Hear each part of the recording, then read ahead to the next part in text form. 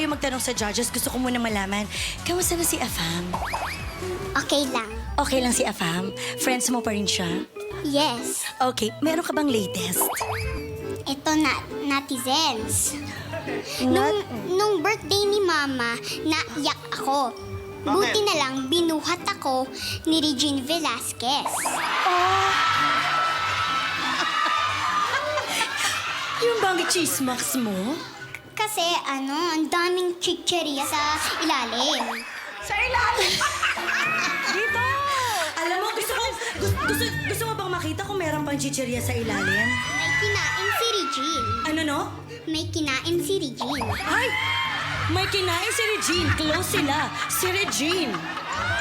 Tignan ko nga, baka naman wala. Kunyari lang.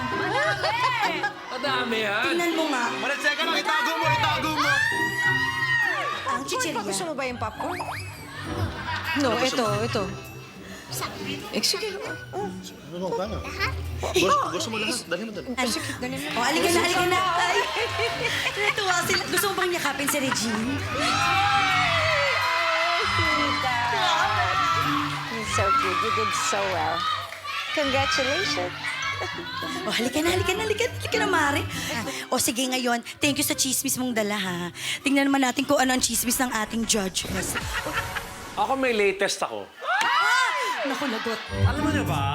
Para sa akin ha, kung ang ABS-CBN ay magkaroon ng Idol Cutest Kids Philippines, malamang, Natalie, panalo ka na. Yes! May karakter si Natalie, may boses si Natalie. May karisma. May karisma, marunong magkwento sa paggamit ng boses. Bibo. Ano pang kailangan ng isang cute na idol kids? Chicheria. Chichiria na lang. Chicheria di tissue. Yung pagiging charming talagang natural sa'yo. Yung facial expression mo habang kumakanta ka, parang hindi mo na talaga kailangan sadyain kasi natural na lumalabas. totoo yun. Yung pagiging sweet ng boses mo, eksaktong-eksakto dun sa kinanta mo ngayon, bagay na bagay sa'yo. Ayan, okay.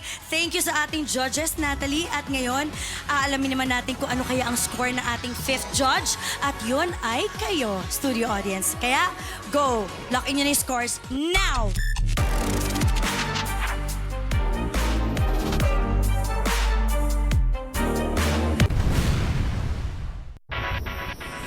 Thank you again, Natalie. Sige, balik ka na muna doon sa iyong mga kachismisan dyan at mag-enjoy ka muna dyan sa iyong kinauupuan. Natalie, thank you very much.